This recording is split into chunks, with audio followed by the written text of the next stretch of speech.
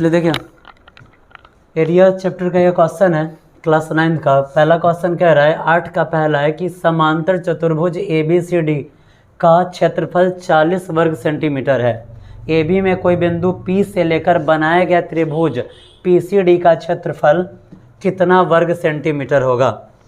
Question कह रहा है कि ABCD कौन सा चतुर्भुज है, समांतर चतुर्भुज है। सबसे पहले हम यहाँ पर एक ABCD समांतर चतुर्भुज हम यहाँ पर बना लिए, बन गया हुआ है। समांतर चतुर्भुज बन गया। इसका जो क्षेत्रफल, इसका जो एरिया है, एरिया इसका दे रहा है 40 सेंटीमीटर स्क्वायर। ठीक है, क्या दे रहा है इसका एरिया, 40 सेंटीमीटर स्क्वायर। अब सबसे पहले हम यहाँ लिखेंगे समांतर चतुर्भुज का क्षेत्रफल। समांतर चतुर्भुज का क्षेत्रफल, समांतर चतुर्भुज का क्षेत्रफल हो जाता है आधार गुणे ऊंचाई। क्या होता है, आधार गुणे ऊंचाई। ठीक है, देखिए 8 का ही क्वेश्चन नंबर 2 यहाँ पर भी दे रहा है, जिसके लिए फिगर यहाँ पर बनाया हुआ है। ये फिगर दिखा रहा है कि जो चतुर्भुज बन रहा है इसकी ऊंचाई कितना है, 4 सेंटीमीटर। तो हमने क्या किया कि इस चतुर्भुज की ऊंचाई हमने क्या ले लिया, 4 सेंटीमीटर ले लिया। क्या लिया है इसकी ऊंचाई, 4 सेंटीमीटर। अब चलिए देखिए, कह रहा है कि समांतर चतुर्भुज का क्षेत्रफल बराबर आधार गुणे ऊंचाई। समांतर चतुर्भुज का क्षेत्रफल यहाँ पर कितना दे रहा है, 40 सेंटीमीटर स्क्वायर। 40 सेंटीमीटर स्क्वायर के बराबर में आधार गुणे ऊंचाई है, तो हम यहाँ लिखेंगे आधार गुणे ऊंचाई का मान यहाँ पर कितना है, ऊंचाई का मान है 4 सेंटीमीटर। 4 सेंटीमीटर, ये 4 सेंटीमीटर गुणा में है, इधर आएगा तो भाग में। यानी कि अब हमारे पास बचा आधार के बराबर में बच गया 40 सेंटीमीटर। 40 सेंटीमीटर स्क्वायर दे रहा है, स्क्वायर लगा दीजिए, और बट्टा में नीचे ये 4 सेंटीमीटर। 4 से 40 10 मरतबे कट गया, एगो सेंटीमीटर से एगो सेंटीमीटर कटेगा, यहाँ का 1 सेंटीमीटर बचेगा। यानी कि हमारा आधार निकल गया 10 सेंटीमीटर स्क्वायर। अब क्वेश्चन कह रहा है कि त्रिभुज PCD का क्षेत्रफल निकालिए। क्या निकालना है, त्रिभुज PCD का क्षेत्रफल। अगर हम ये जो फिगर है इसको पलट दे तो त्रिभुज जो बन रहा है कुछ इस टाइप का बनेगा। देखिए ये जो त्रिभुज बनेगा कुछ इस टाइप का बनेगा, जिसमें ये जो लंब है ये 4 सेंटीमीटर है, और आधार हमारा कितना निकल चुका है, 10 सेंटीमीटर। सॉरी, आधार हमारा निकल चुका है 10 सेंटीमीटर। आपको इसी त्रिभुज का क्षेत्रफल निकालना है। अब लिखेंगे यहाँ पर त्रिभुज PCD का क्षेत्रफल। त्रिभुज का क्षेत्रफल क्या होता है, तो 1/2 गुणे आधार गुणे ऊंचाई होता है। आगे बढ़ाते हैं, 1/2 का 1/2, आधार हमारे पास कितना है, 10 है, और ऊंचाई हमारे पास कितना है, 4 है। 2 से 10 5 मरतबे कट गया। अब हमारे पास बचा 5 गुणे 4 गुणे 1, तो 1 बचे 5 और 5 चौका 20 सेंटीमीटर स्क्वायर हो जाएगा इसका आंसर। ठीक है, अब आइए नीचे वाले क्वेश्चन में कह रहा है कि आयत ABCD में जो कि यहाँ पर बना हुआ है ABCD, कह रहा है कि आयत ABCD में AB बराबर 6 सेंटीमीटर, जो कि हमने नीचे यहाँ लिया है। AB बराबर कितना, 6 सेंटीमीटर, तथा AD बराबर 4 सेंटीमीटर। AD का मान यहाँ पर कितना है, 4 सेंटीमीटर। तो क्वेश्चन कह रहा है कि त्रिभुज PAB का क्षेत्रफल निकालिए। ये जो 4 सेंटीमीटर है, इस लंब को हम ऐसे यहाँ पर भी दिखा सकते हैं, 4 सेंटीमीटर। अब चलिए हमें निकालना क्या है, त्रिभुज PAB का क्षेत्रफल। लिखेंगे त्रिभुज PAB का क्षेत्रफल। त्रिभुज के क्षेत्रफल का फॉर्मूला क्या होता है, जस्ट अभी हमने लिखा है यहाँ पे, 1/2 गुणे आधार गुणे ऊंचाई या शीर्ष लंब। ठीक है, आप ऊंचाई भी लिख सकते हैं और शीर्ष लंब भी लिख सकते हैं। तो 1/2 का 1/2 गुणे आधार कितना है, 6 है, और ऊंचाई इसका कितना है, 4 है। तो देखिए 2 से 4 2 मरतबा कट गया, यहाँ पर 1 6 6 और 6 दूना 12 सेंटीमीटर स्क्वायर इसका आंसर हो जाएगा। सेंटीमीटर स्क्वायर क्यों लिखा जा रहा है, कल भी आपको बताया गया था। क्या बताया गया था कि हम देख रहे हैं कि 1 सेंटीमीटर आधार वाले का और 1 सेंटीमीटर ऊंचाई वाले का, जब सेंटीमीटर में सेंटीमीटर से गुना होगा तो आंसर क्या आएगा, सेंटीमीटर स्क्वायर में। ठीक है, समझने में कोई परेशानी बन जाएगा। देखिए अभी के बुक का 9th क्लास का एरिया चैप्टर का 10वां नंबर क्वेश्चन है। कह रहा है कि आकृति में ABCD एक चतुर्भुज है। डायरेक्ट यहाँ लिखे हुआ है कि ये एक चतुर्भुज है। ठीक है, क्या है, एक चतुर्भुज है। आपको साबित करना है कि ये एक समांतर चतुर्भुज है। ठीक है, क्या साबित करना है कि एक समांतर चतुर्भुज है। जब ये साबित हो जाए कि ये एक समांतर चतुर्भुज है, तब आपको करना क्या है, आपको इसका क्षेत्रफल भी निकाल कर बताना है। समांतर चतुर्भुज होता क्या है, तो वैसा चतुर्भुज जिसके आमने सामने की भुजाएं आपस में क्या हो जाए, बराबर हो जाए। जिसके आमने सामने की भुजाएं आपस में बराबर हो, कौन सा चतुर्भुज कहलाता है, समांतर चतुर्भुज कहलाता है। या वैसा चतुर्भुज जिसके आमने सामने की भुजाएं समांतर हो। समांतर कब होगा, जब आमने सामने की भुजाओं की लेंथ आपस में बराबर हो जाए। समांतर कब होगा, जब लेंथ आपस में बराबर होगा तभी ना समांतर होगा। अब यहाँ देखिए, ये 3 सेंटीमीटर है तो ये भी 3 सेंटीमीटर दे ही रहा है। अगर ये दोनों भुजा बराबर आ जाए, कौन सा, ये दोनों भुजा अगर बराबर आ जाए तब ये क्या हो जाएगा, समांतर चतुर्भुज ये साबित हो जाएगा। ठीक है, अब चलिए कैसे समांतर चतुर्भुज साबित होगा। तो देखिए, अगर इस यहाँ पर हम देख रहे हैं कि एक ये त्रिभुज बन रहा है और एक ये त्रिभुज बन रहा है। ठीक है, जब समकोण त्रिभुज का बात किया जाए तो आपको पढ़ाया गया है कि समकोण त्रिभुज में सबसे जो बड़का भुजा होता है उसे कर्ण कहा जाता है। सपोज दैट कि ये एक त्रिभुज ए बी सी है, जिसमें ये आधार, ये लंब और ये कर्ण है। ठीक है, क्या है, कर्ण है। और यहाँ का ये जो कोण बन रहा है 90 डिग्री का बन रहा है। अगर आपको कर्ण निकालना हो, सबसे बड़का भुजा निकालना हो, तो आप क्या करते हैं, आपके पास फॉर्मूला होता है कर्ण बराबर √ लंब का स्क्वायर प्लस आधार का स्क्वायर। ठीक है, ये आपके पास फार्मूला होता है, यानी कि √ में दोनों भुजाओं के वर्गों का जो योगफल होता है वही हो जाएगा कर्ण। ठीक है, क्वेश्चन कैसे बनेगा, देखिए बिल्कुल इजी क्वेश्चन है। चलते सबसे पहले इधर वाले इस त्रिभुज में लिखेंगे, त्रिभुज BCD में, त्रिभुज किसमें, BCD में।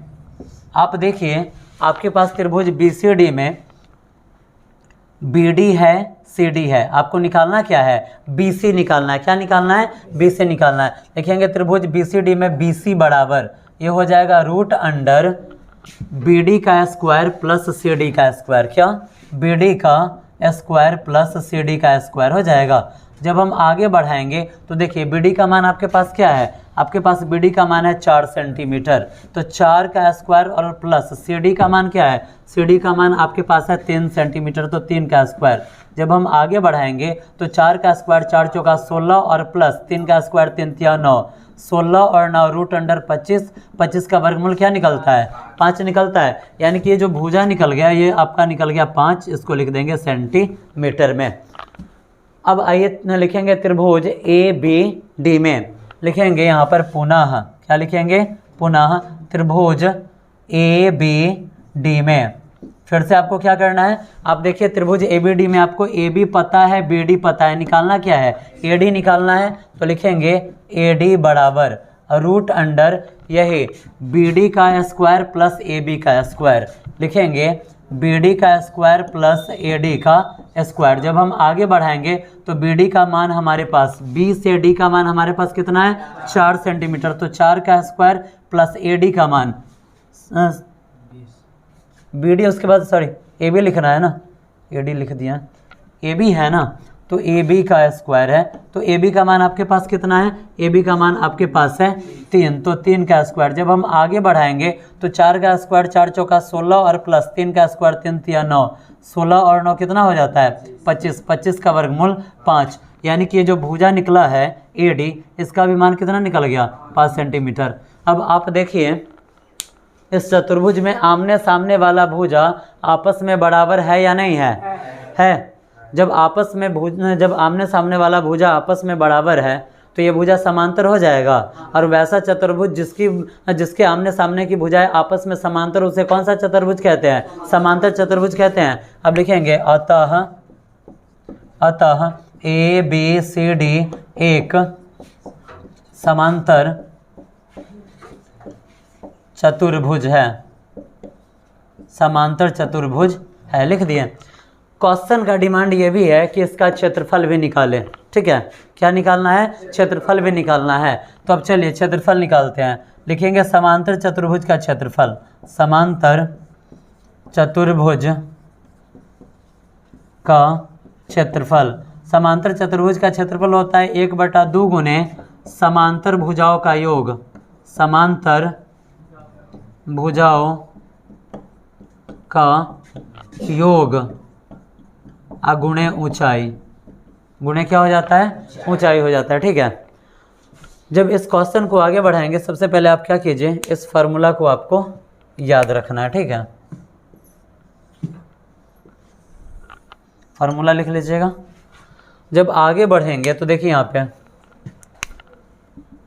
1/2 गुणे समांतर भुजा, अगर आप क्या करते हैं, ये जो चतुर्भुज हल्का ये तिरछा है, इसको अगर आप सीधा करते हैं तो समांतर भुजा सामने वाला ये वाला आपको मिल जाएगा। ठीक है, तो समांतर भुजा क्या है, 3 सेंटीमीटर और 3 सेंटीमीटर है, तो कह रहा है कि इसको जोड़ देना है, तो लिखेंगे 3 + 3 और गुणे ऊंचाई है, तो आपको ऊंचाई, इसमें आपको ऊंचाई क्या दिया हुआ है, BD दिए हुआ है, तो BD यहाँ लिखेंगे 4। आगे बढ़ाएंगे तो 1/2 गुणे 3 और 3 कितना, 6 × 4। अब देखिए 2 दूनी 4 कट गया, 6 दूना 12 सेंटीमीटर स्क्वायर आपका आंसर हो जाएगा, बन जाएगा। समझने में कोई दिक्कत? देखिए अभी एगो बड़ा बढ़िया ये बीमारी फैले हुआ है चेचक। ये चेचक कैसे होता है, काहे होता है? ठीक है, चेचक हम लोग घर में कहते हैं कि माता हो गया, गोसाई बाबा हो गया।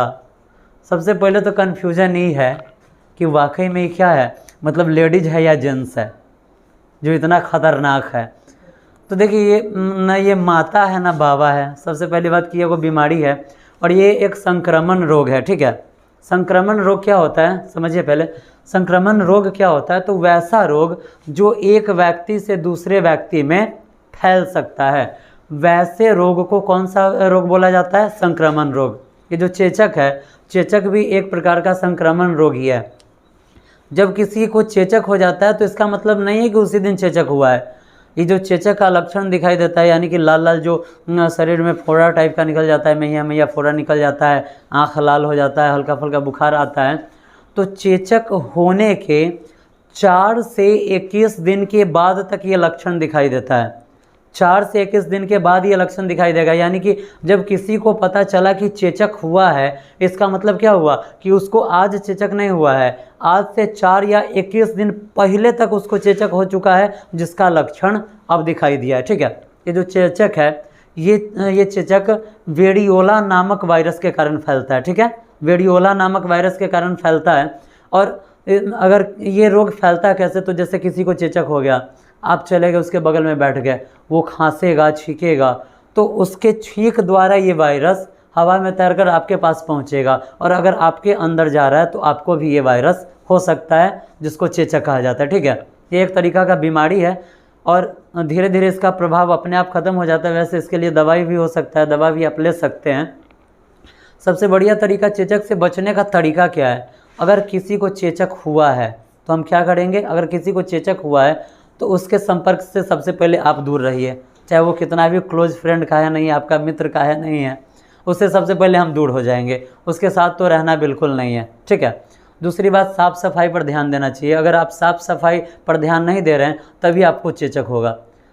तीसरा कारण, जिसको बचपन में चेचक का टीका नहीं लगा होता है उसी को चेचक होता है। चेचक का टीका आप 18 साल के उम्र तक आप लगवा सकते हैं। अगर जिसको नहीं लगा हुआ है तो आप सरकारी हॉस्पिटल में जाकर आप चेचक का टीका लगवा सकते हैं। 1957 ईस्वी से पहले चेचक का टीका नहीं था। 1957 में चेचक के टीका का आविष्कार हुआ, जिसके बाद लगभग जब बच्चा जन्म लेता है उसके बाद उसको चेचक का टीका लगा दिया जाता है ताकि ना हो। लेकिन जिसको चेचक का टीका नहीं लगा उसी को चेचक होता है। और ये भी आवश्यक नहीं है कि जिसको चेचक का टीका नहीं लगा उसी को चेचक हो रहा है। हो सकता है कि संक्रमण के कारण आपके अंदर भी चेचक का जो वायरस है, वेरियोला, वो फैल जाए और आपको भी चेचक हो सकता है। इसलिए साफ़ सफाई रखना है। और जिसको चेचक हो गया है, चाहे वो दोस्त हो, मित्र हो, भाई हो, बंधु हो, कोई भी हो, जहाँ तक संभव हो उससे दूर रहना है। और सबसे पहले ये तो ज़रूर ध्यान देना कि अगर कस के छींक दिया तो भाई ओकरा से पहले हम अलग भाग जाएंगे। कस के छींकेगा, उसके अंदर का वायरस आपके नाक में, मुंह में ढुक जाएगा, आपको भी चेचक हो जाएगा। ठीक है, बनेगा क्वेश्चन। क्वेश्चन आपको 15 तक बना कर लाना है। जो प्रॉब्लम होगा कल बता दिया जाएगा। ठीक है।